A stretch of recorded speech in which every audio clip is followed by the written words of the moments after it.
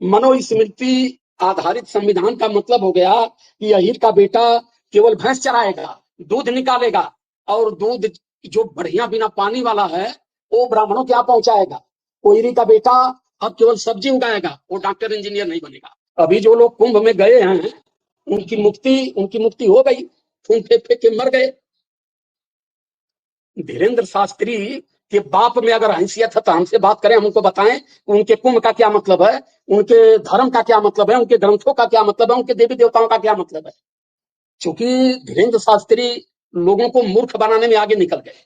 धीरेन्द्र शास्त्री हनुमान के भक्त हैं, हनुमान से बात करते हैं। धीरेन्द्र शास्त्री के अंदर अगर पावर है तो मुंह से जो माइक लगा के बोलते हैं, माइक को हटा करके पूरी जनता में अपनी आवाज पहुंचाएं।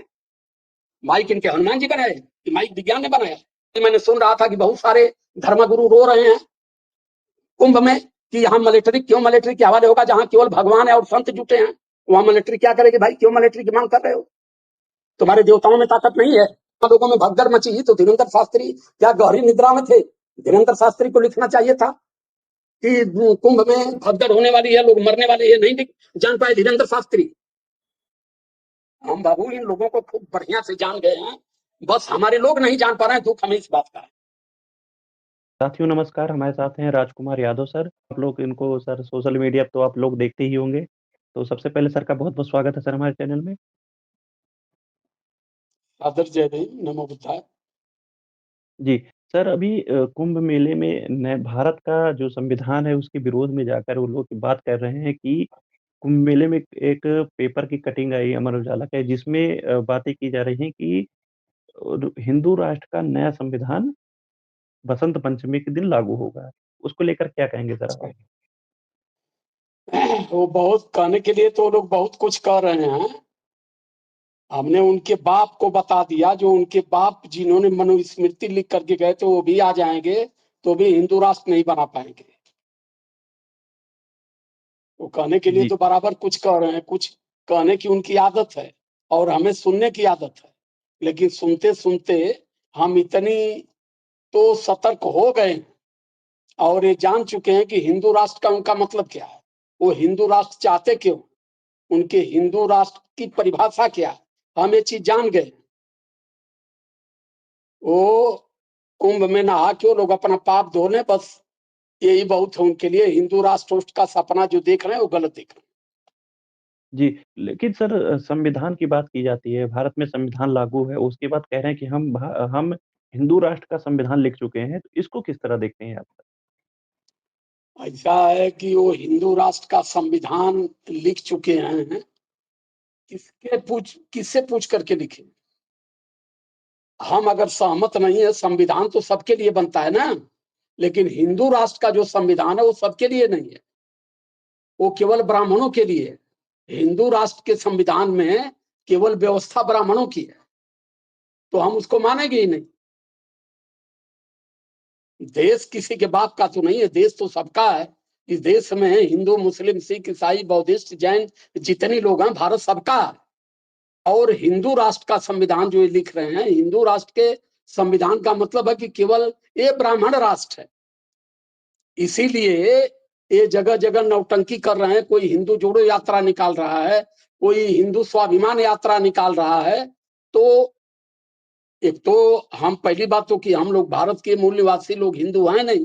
पहली चीज, इन लोगों ने अपने राज सत्ता के लिए 1922 में पहली बार हम लोगों को हिंदू बनाया।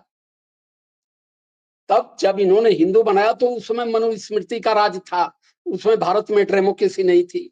जब इनको डेमोक्रेसी की भनक लग गई कि अब यहाँ से अगर अंग्रेज जाएंगे तो पक्का है कि भारत में भी डेमोक्रेसी होगी, लोकतांत्रिक राज भारत होगा, जनता के द्वारा यहाँ राजा चुना जाएगा, तब इन लोगों ने गुजरात में मीटिंग किया और गुजरात में मीटिंग करके ये तैयारी की कि अब इस भारत में जितनी शोषित समाज है, जो अधिकार वंचित समाज है, जो यहाँ के नीच समुदाय के लोग हैं, जो मूल भारत के लोग हैं, इनको भी हिंदू बना दो। तो जब इनको आप हिंदू बना देंगे तो हिंदुओं की संख्या बड़ी हो जाएगी। फिर हिंदू और मुस्लिम के नाम पर र्यूमर खड़ा कर दो कि देश का सबसे बड़ा दुश्मन मुसलमान है। इन पिछड़ों को, शूद्रों को, अधिकार वंचितों को, शोषितों को मुसलमानों से लड़ा दो। मुसलमान इनको पिटेंगे, मुसलमानों को पिटेंगे, मुसलमान के विरुद्ध ये हमारे साथ खड़े होंगे, हमको वोट करेंगे, भारत की पूरी राज सत्ता हमारे हाथ में आएगी। ये चाल तो इनकी लगभग जान लीजिए कि 100% सफल हो गई, लेकिन जी, समझने में हम लोगों को बड़ी टाइम लग गई। अब जी, समझ में हमारे आया है कि जी, हिंदू का मतलब क्या है। वो कह रहे हैं कि जो ये हिंदू राष्ट्र का संविधान बनाया है, वो मनुस्मृति आधारित होगी और रामकृष्ण के उसपे जो उनकी धार्मिक किताबों के आधार पे मैं होगा मैं और मैं फिर भी जिनको आप शूद्र कह रहे हैं, जो ओबीसी, एसटी, एसटी के लोग हैं, आज भी वो धर्म की चाशनी में डूबे हुए हैं। उनको तो समझ में नहीं आ रहा, धर्म उनको की क्या चाशनी समझाएँगे? में धर्म की चाशनी में डूबे हैं, चूंकि वो गधे हैं, उनको शुद्ध समझने की, शुद्ध जानने और मानने की उनके दिमाग में क्षमता नहीं है। बाबा साहब अम्बेडकर कहा करते थे कि हमें अनपढ़ों से शिकायत नहीं है, पढ़े लिखे लोगों ने देश को बर्बाद किया है। तो इस देश में दो गधे होते हैं, एक अनपढ़ और दूसरे पढ़े लिखे गधे। तो अनपढ़ तो बेचारे को जो भी डाल दीजिए वो खा के फिट हो जा रहा है, लेकिन जो पढ़े लिखे गधे हैं, देश को सबसे बड़ा खतरा उनसे है। वो गोबर में, गौमूत्र में, फोटो में, गणेश में, दुर्गा में, लक्ष्मी में, काली में ही अपना भविष्य तलाश रहे हैं। ये कभी बाबा साहब अम्बेडकर को नहीं पढ़े, कभी ये संत गुरु रैदास, संत कबीर और बुद्ध को ये नहीं जान पाए। ये आज भी जान गए हैं कि देश को और धरती को बनाने वाले ब्रह्मा जी हैं। और मैं आपसे पहले ही कहा हूं कि हिंदू राष्ट्र का प्रेम से मतलब ही हिंदू हिंदू राष्ट्र का मतलब ही मनुस्मृति पर आधारित संविधान। मनुस्मृति आधारित संविधान का मतलब हो गया कि अहीर का बेटा केवल भैंस चराएगा, दूध निकालेगा, और दूध जो बढ़िया बिना पानी वाला है वो ब्राह्मणों के यहाँ पहुंचाएगा। कोयरी का बेटा अब केवल सब्जी उगाएगा, वो डॉक्टर इंजीनियर नहीं बनेगा, वो एमपी एमएलए नहीं बनेगा, वो केशव मौर्य नहीं बनेगा। इसका मतलब ये है। लेकिन यहाँ व्यक्तिगत सम्मान के लिए, व्यक्तिगत लाभ के लिए ये जाकर के उनका तलवा चाटी कर रहे हैं। इनको समाज से जी, मतलब नहीं है। इनका जी, मतलब कि इनका पेट भरे, इनके फॉर्च्यूनर हो, इनके बंगला हो, इनके गाड़ी हो, इनके बेटे विदेश में पढ़े, बाकी समाज चूल्हे बाढ़ में जाए। जी। अभी धीरेन्द्र शास्त्री जी का एक बयान आया, जो भी लोग महाकुंभ में नहीं आ रहे हैं, वो देशद्रोही लोग हैं। इसको लेकर किस तरह हाँ, देखेंगे? आपने इस पे नहीं नहीं नहीं, बात सही है। अभी जो लोग कुंभ में गए हैं, उनकी मुक्ति हो गई, खून फेंक फेंक के मर गए। धीरेन्द्र शास्त्री के बाप में अगर हैसियत है तो हमसे बात करें, हम उनको बताएं कि उनके कुंभ का क्या मतलब है, उनके धर्म का क्या मतलब है, उनके ग्रंथों का क्या मतलब है, उनके देवी देवताओं का क्या मतलब है। चूंकि धीरेन्द्र शास्त्री लोगों को मूर्ख बनाने में आगे निकल गए। हमारा समाज इतना भोला भाला समाज है, हर किसी पर भरोसा करता है, हर चीज को मान लेता है। हमारा समाज बेचारा ये मान कर बैठा है कि आदमी की गर्दन पर हाथी का गर्दन लग गया, देवताओं में सबसे बड़े देवता गणेश हो गए। और जब उन गणेश को गोबर में लुंगिया दिया गया तो ये समाज बेचारा अगरबत्ती दिखा दिखा के उस पर भी पैसा चढ़ा रहा है। तो ऐसे गोबर पूज्यों को, गौमूत्र पीने वालों को धीरेन्द्र शास्त्री एक बड़ी फौज तैयार कर लिए हैं। वो जान गए हैं कि भारत में जिन शूद्रों को हम लोगों ने हिंदू बनाया, हिंदू की जो चाशनी दिया, हिंदू की जो अफीम हमने इनको चटाया है, ये पीछे हम लोगों के लगे रहेंगे, ये हटेंगे नहीं। क्योंकि इनको स्वर्ग की जरूरत है, इनको मुक्ति की जरूरत है, ये नरक जाना ही नहीं चाहते। तो ऐसे जी, भोले भाले लोगों को, भोले भाले पढ़े लिखे लोगों को धीरेन्द्र शास्त्री चूतिया बनाने में सफल हो गए, इसलिए वो सबसे बड़े संत हैं। और धीरेन्द्र शास्त्री जो जो बात कर रहे हैं ना, वो कितना सांस लेते हैं हम ये भी जानते हैं। इनकी जितनी याद गुरु शंकराचार्य सारे लोग हैं ना, हम सबको जानते हैं किसके पास कितना ज्ञान है। ये लोगों को मूर्ख बनाने में जो आगे निकल गया, वो सबसे बड़ा ज्ञान इनके अंदर है। जी। अभी वो अखिलेश बोला है ना, यादव कोई जी शंकराचार्य हो, कोई धर्मा गुरु हो, कोई याद गुरु हो, सारे याद गुरुओं को मैं कह रहा हूं, बात करो मुझसे मोबाइल पर, मैं बताऊं तुम्हारे धर्म ग्रंथ में, तुम्हारे धर्म में, तुम लोगों के देवी देवताओं में कितनी ताकत है, मैं बता रहा हूं। जी, अभी सर और सिर्फ मैं कह रहा हूं, जी, सुनिए, धीरेन्द्र जी, शास्त्री हनुमान के भक्त हैं, हनुमान से बात करते हैं। धीरेन्द्र शास्त्री के अंदर अगर पावर है तो मुंह से जो माइक लगा के बोलते हैं, माइक को हटा करके पूरी जनता पे अपनी आवाज पहुंचाएं। माइक इनके हनुमान जी बनाए कि माइक विज्ञान ने बनाया है। और धीरेन्द्र शास्त्री के हनुमान में अगर ताकत है तो धीरेन्द्र शास्त्री अपने अगल बगल से, अपने पंडाल से सिक्योरिटी हटा दे। अभी मैंने सुन रहा था कि बहुत सारे धर्मगुरु रो रहे हैं कुंभ में कि यहाँ मिलिट्री क्यों मिलिट्री के हवाले होगा, जहां केवल भगवान है और संत जुटे हैं, वहां मिलिट्री क्या करेगी? भाई क्यों मिलिट्री की मांग कर रहे हो? तुम्हारे देवताओं में ताकत नहीं है, तुम्हारे इसमें ताकत नहीं है, तुम्हारे साधु संतों में, वहां चमत्कार नहीं कर सकते। वहां जब पंडाल में आग लगी, तुम दमकल क्यों मंगाए? अपने चमत्कार से आग क्यों नहीं कंट्रोल कर पाए? जब वहां लोगों में भगदड़ मची तो धीरेन्द्र शास्त्री क्या गहरी निद्रा में थे? धीरेन्द्र शास्त्री को लिखना चाहिए था कि कुंभ में भगदड़ होने वाली है, लोग मरने वाले, ये नहीं जान पाए धीरेन्द्र शास्त्री। हम बाबू इन लोगों को खूब बढ़िया से जान गए हैं, बस हमारे लोग नहीं जान पा रहे हैं। दुख हमें इस बात का है। जी, अभी सर अखिलेश यादव जो कुंभ आते हैं, वहाँ डुबकी भी लगाते हैं, ठीक है। लेकिन एक मामला बड़ा ट्रोल हुआ कि वो शंकराचार्य जी ऊपर बैठे होते हैं, वो नीचे बैठे होते हैं। तो जो भी बुद्धिजीवी वर्ग है उनका ट्रोल कर रहा है, किस तरह देखें? ऐसा है अब मैं क्या कहूं, अभी कहूंगा चूंकि मैं यादव समाज से हूं। सब लोग कहेंगे यादव विरोधी हैं अखिलेश जी का। अखिलेश जी पढ़े लिखे व्यक्ति हैं। यह हादसा कब हुआ, कुंभ में भीड़ कब बढ़ी? जब अखिलेश यादव जी गए। अखिलेश यादव नहीं जाते तो कुंभ में इतनी भीड़ नहीं बढ़ती, क्योंकि मनवाद के पोषक हैं ये लोग। ये नहीं चाहते हैं कि हमारा समाज मनवाद से हट करके अम्बेडकरवाद की तरफ, सत्य की तरफ जाए।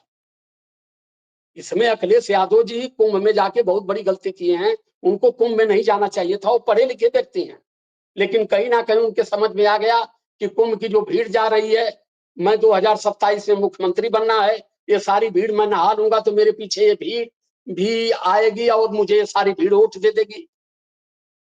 ये सारे लोग मनवादी और मानसिकाधीन हैं। ये सत्य का आभास ये लोग करने वाले नहीं है। मुझे दुख हुआ जब इनको 11 डुबकी मारी। जब इन्होंने डुबकी मारा तो कुंभ को पैदा करने वाले के कलेजे में तो ठंडी आ गई कि अभी भी इस देश का यादव समाज कभी अधिकार की लड़ाई नहीं लड़ पाएगा, अभी भी एक गुलाम है, अभी ये मनवादी मानसिकता के अधीन है।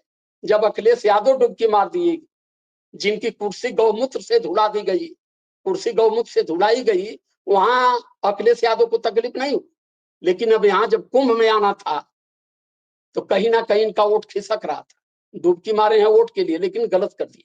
जैसे अखिलेश यादव ने डुबकी मारा, वैसे ही गांव के लोग झोला झपेटा उठा के चल दिए कि हमारे मुख्यमंत्री जी, हमारे मसीहा, हमारे नेता वहां डुबकी लगाए हैं, हम लोग गलत कर रहे हैं। हम यही पूछना चाहेंगे, क्या संदेश देंगे सर आप, जो अभी भी लोग इसमें पड़े हुए हैं, एससी एसटी ओबीसी लोगों को क्या संदेश देंगे लास्ट में? मैं पूरे देश के लोगों से करबद्ध अपील करता हूँ, करबद्ध अपील करता हूँ, अंतः मन से, हृदय की गहराई से, कि कृपया आप कुंभ न जाएं। कुंभ जो बना हुआ है आपको बर्बाद करने के लिए बना है। कुंभ में आरएसएस वाले वहां जो कुंभ की भीड़ देख करके उस पर आंकड़ा लगा दिए कि अभी 100 साल सब गुलाम रहेंगे, अपने सत्ता और अधिकार की लड़ाई नहीं लड़ सकते। ये कुंभ की भीड़ बता रही है कि हम आराम से भारत को हिंदू राष्ट्र बना सकते हैं। वो केवल जो कुंभ 12 साल पर लगा है, कुंभ तो हर साल लगता है, लेकिन इस बार जो 12 साल पर कुंभ लगा है, अब ये बता रहे हैं कि पहले दिन 5 करोड़ डुबकी लगाए। कितनी मुनीब लगाए हैं वहां गिनती करने के लिए कि आज 5 करोड़ लोग लगाए हैं, कल 3.5 करोड़ लोग लगाए। या वहां कंप्यूटर बैठा है, कंप्यूटर नाग नाग के लोग डुबकी मार रहे हैं। ये जो करोड़ों की भीड़ वहां डुबकी लगा रही है, वो करोड़ों की भीड़ ये बता रही है कि ये भीड़ ने कभी अपने हक, अधिकार, सम्मान, स्वाभिमान, बेटी बहन, सत्ता की हिफाजत करने वाले लोग नहीं है। ये सब ब्राह्मणवादी गुलाम हैं, और ये सारे लोग जो है कभी भी अपने अधिकार की लड़ाई नहीं लड़ पाएंगे। ये गोबर में, गौमूत्र में अपना भविष्य तलाशने वाले लोग यहाँ डुबकी लगा रहे हैं। जी, जी। हमारे भाई साथ चंद्रशेखर रावण जी ने कहा, उन्होंने जो जी, बात कहा कि ग्रंथों में कहा गया, हमारे साधु संत कहते हैं कि जो कुंभ में डुबकी मारेगा जन्म जन्मांतर का पाप भूल जाएगा। तो मैं उन संतों और साधुओं से पूछना चाहता हूं कि भाई मुझे पहले ये बता दो कि पाप शरीर पर लगा रहता है कि पाप मन में होता है, पाप विचारों में होता है? पाप अगर विचारों में है तो नहाने से तो धुला नहीं जा सकता। पाप कोई किया है तो शरीर पर लगा नहीं है कि नहाएंगे तो धोआ जाएगा। जी, तो जी। ठीक है, मान लेता हूं कि हमारे गांव के लोग हैं, कोई भैंस मार दिया होगा, कोई बकरी मार दिया होगा, कोई बिल्ली मार दिया होगा, कोई कुत्ता मार दिया होगा, किसी बच्चे को मार दिया होगा, वो पाप लगा उसको, वो तो चले गए। उसमें जो बड़े बड़े शंकराचार्य, बड़े बड़े धर्मगुरु जो डुबकी लगा रहे हैं, पहले वो बताएं कि वो कौन सा पाप धोने गए वहां, पहले इसका जी, स्पष्टीकरण दे मुझे। जी, इसका मतलब कि ये सारे लाखों साधु वहां पापी हैं, लाखों धर्मगुरु वहां, हजारों धर्मगुरु गए हैं, ये बेचारे नागा साधु हैं, नंगे नंगे वहां बिना बस का, वो कौन सा पाप किए भैया, वो कौन सा पाप धोने वहां गए। जी, भाई चंद्रशेखर रावण जी ने सिर्फ कह दिया कि हम पापी नहीं है, हम तो अधिकार वंचित समाज की लड़ाई लड़ रहे हैं, हमको कुंभ जाने की जरूरत नहीं है, और हम न पाप किए ना हमको पाप देना।